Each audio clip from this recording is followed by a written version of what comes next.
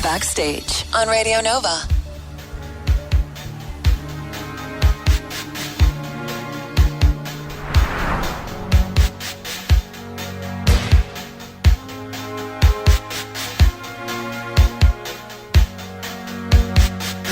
Should know by the way you parked your car sideways that it wouldn't last.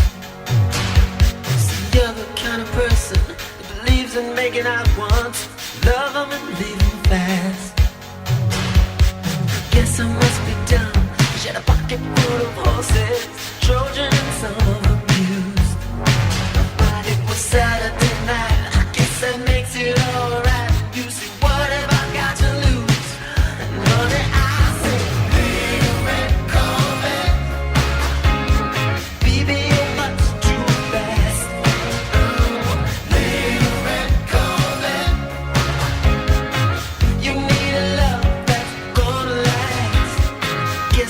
close my eyes when you drove me to the place where your horses run free. 'Cause I felt a little ill when I saw all the pictures of the jockeys that were there before me.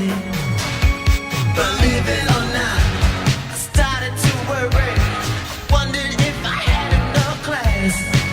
But it was Saturday night, I guess that makes it alright. You say, baby, I ain't got enough gas. Oh yeah.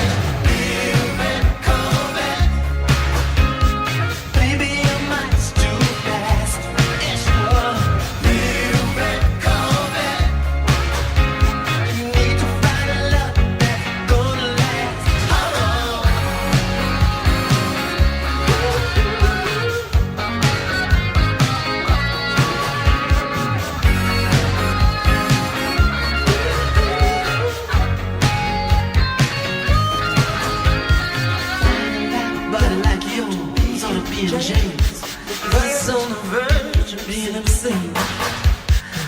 No over, baby. Give me the keys. I'm gonna try to take him in the red love machine. Baby, it was too fast.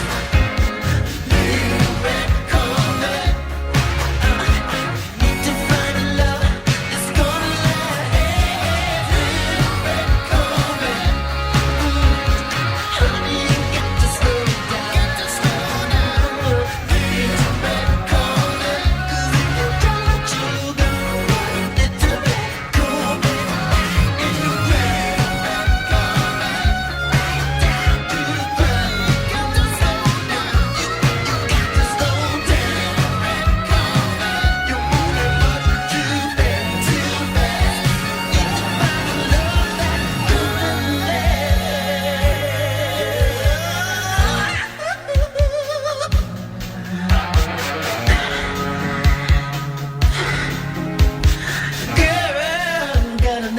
Like I never seen. And the ride, I say the ride is so smooth. You must be, you must be. Baby, you must too fast. Leave red carpet. You need love, you need love.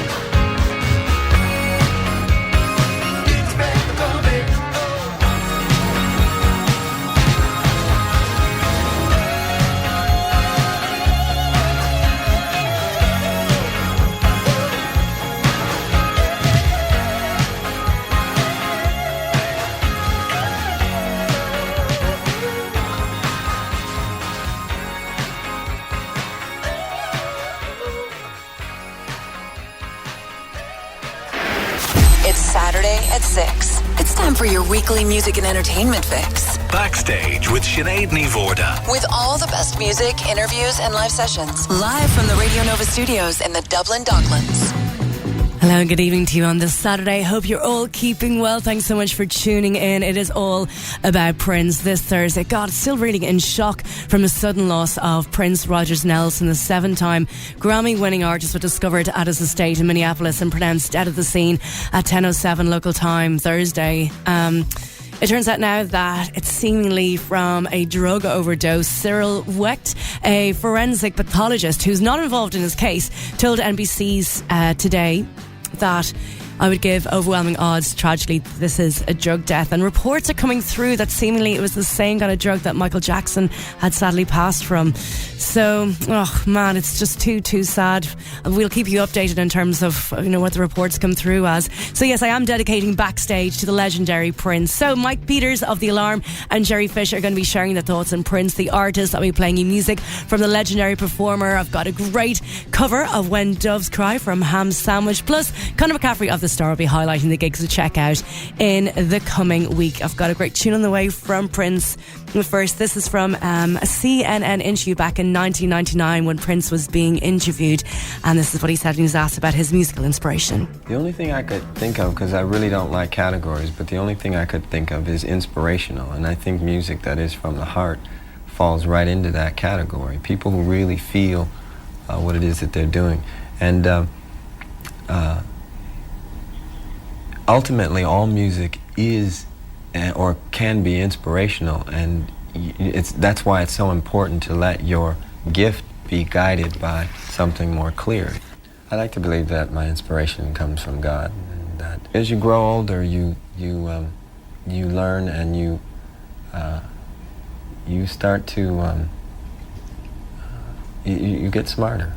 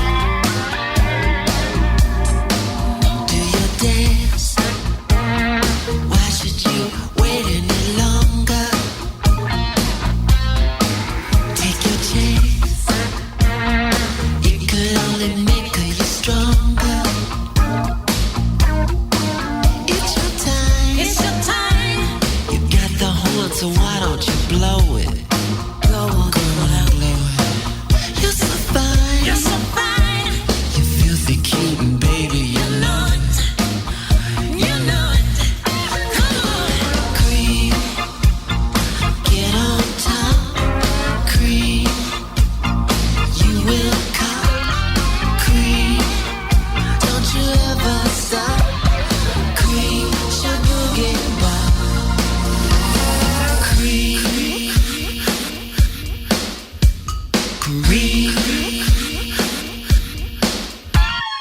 cream, boogie, cream, cream, right there, cream. Don't you stop, cream, boogie, boogie.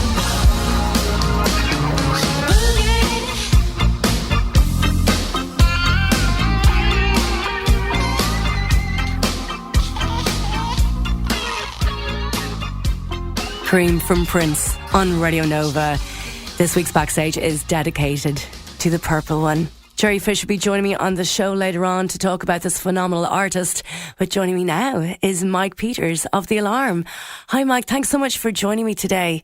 So what did Prince mean to you as an artist? He's a proper punk rocker, Prince, independent and made his own way in life, created his own label, stood up for his music.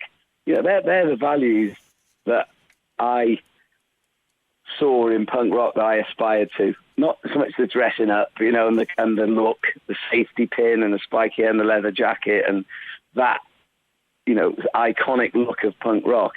Punk rock was something that was from the heart, was about the individual and going against the grain. And everything I've seen Prince live, I've loved the records, not all of them, but I've loved a lot of them.